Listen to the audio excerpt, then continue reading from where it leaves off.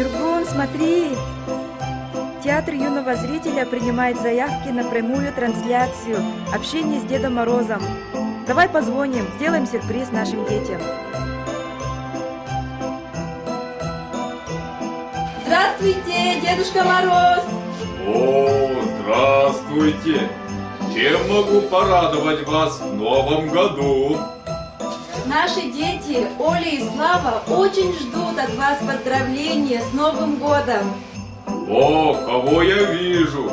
Здравствуй, Дедушка Мороз! Здравствуй, Оля! Здравствуй, Слава! Поздравляю вас с Новым годом!